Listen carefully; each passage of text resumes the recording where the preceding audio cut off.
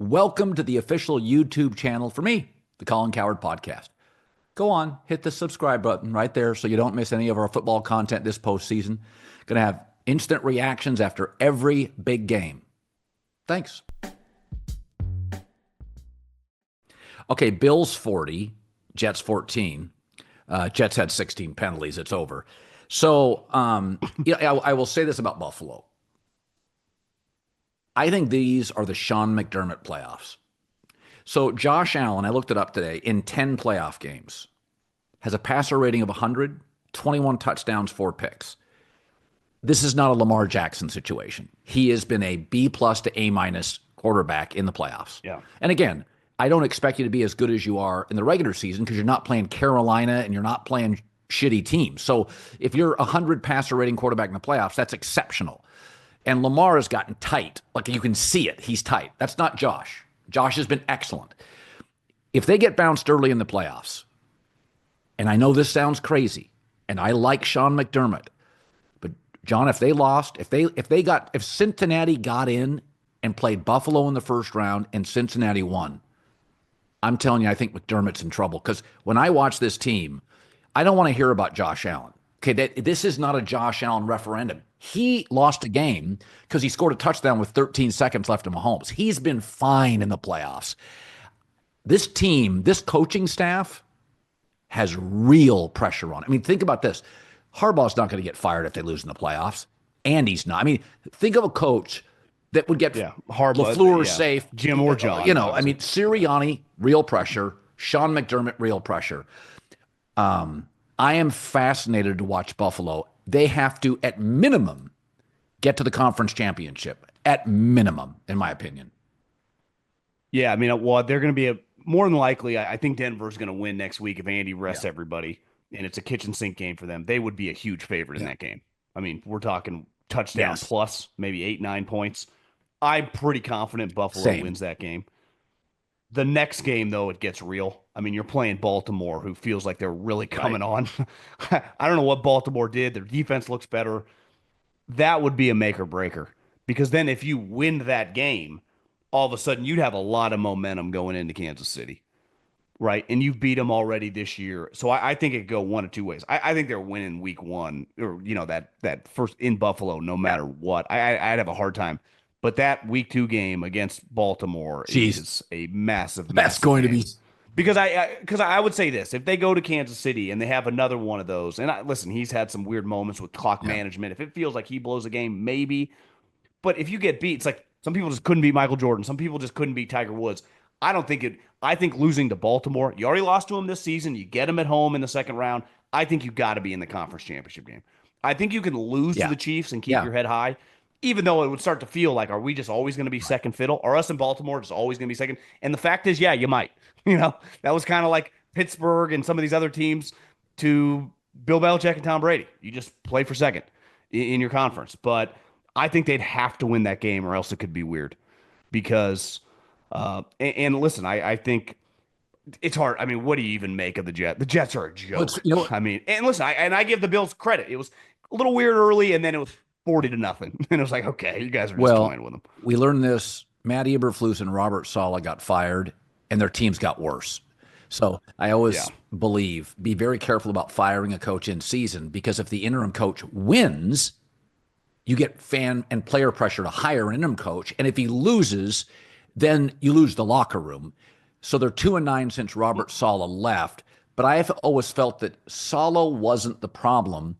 There's an argument he was not the solution, but I never thought he was the problem. But really quick before the Jets, on the Bills, if you and I own the team and we were sitting down, like going into the playoffs, like what are our different options if things go south? Our division is a disaster. The Jets couldn't be any more of a laughingstock. The Patriots are not even a year away from being a year away from winning 9 games.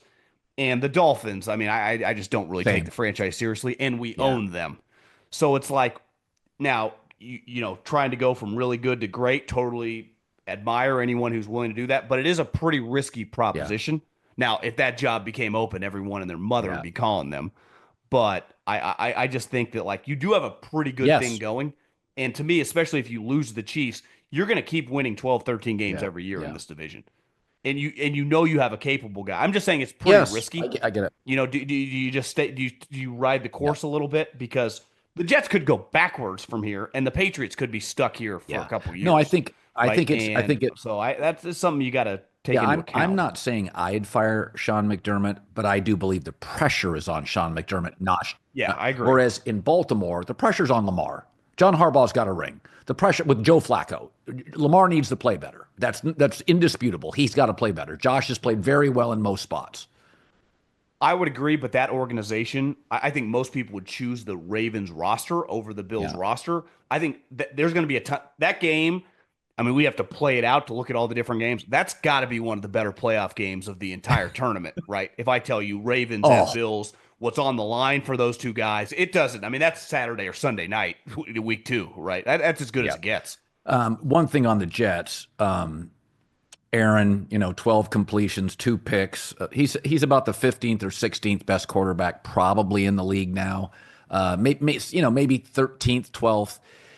It's interesting this week though, and Eric Mangini pointed this out to me on television, that when Aaron referenced Woody Johnson's kids, I've never been fired by a teenager. It was almost as if Aaron was saying, I want out of here. And I do think, I'll say this, Russell may leave Pittsburgh. Don't know if he will. Kirk Cousins could be on the market, probably will. I think Aaron's got about a 2-team market. I could see the Raiders, because they won again today.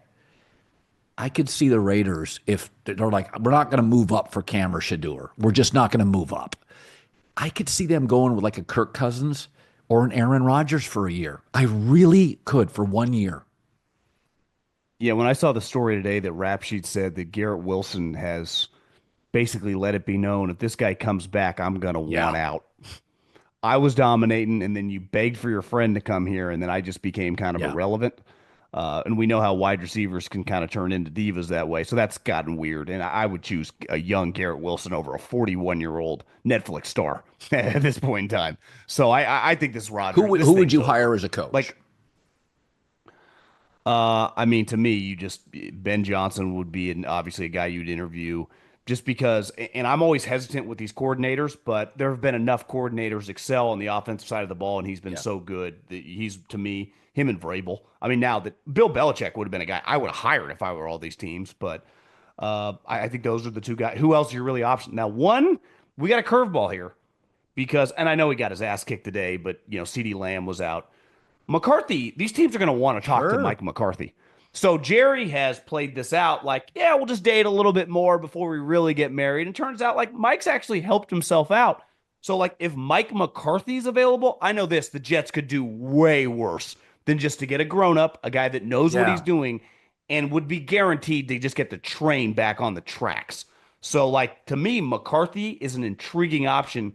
If he goes, yeah, Jerry goes, yeah, I want to bring you back. And what if Mike goes, yeah, I want to talk to some other people as well, as you kind of played me out and I worked my ass off and worked with these quarterbacks. So you have to wonder if Mike, by week 1 of the Black Friday setup, like, is it Mike McCarthy's meeting with 2 teams? Like, is that possible while he's still dealing with the Cowboys? Oh, Keep an eye on that. I think listen, that's happening. I said this last week. If you flip the telescope on Mike McCarthy, he gets older, stubborn, rigid Brett Favre.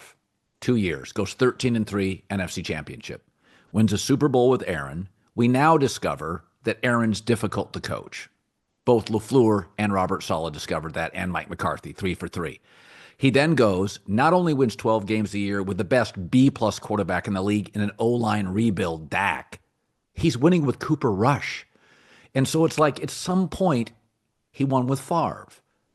He won with the Southern guy. He won with the prickly, passive-aggressive Cali guy.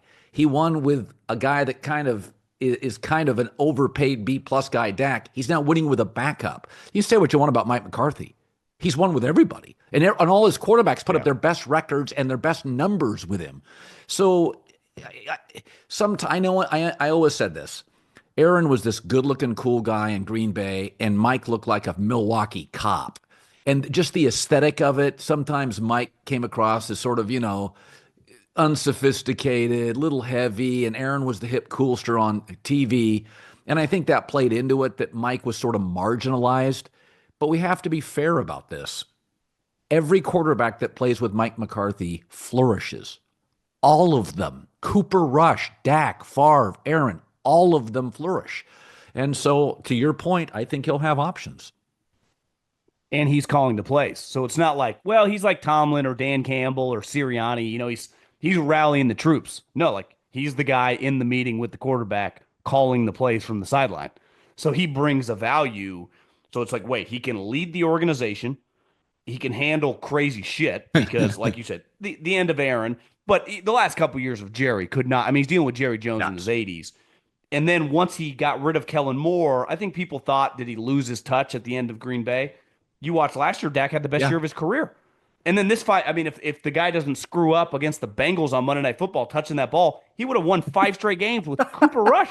So I think Mike McCarthy, if you remove the day, which I think it's fair to say if you just took every team in the NFL and nobody had a quarterback and everyone got the same quarterback, you might choose the Eagles team, right? If every quarterback was the same, the Eagles probably had the best team.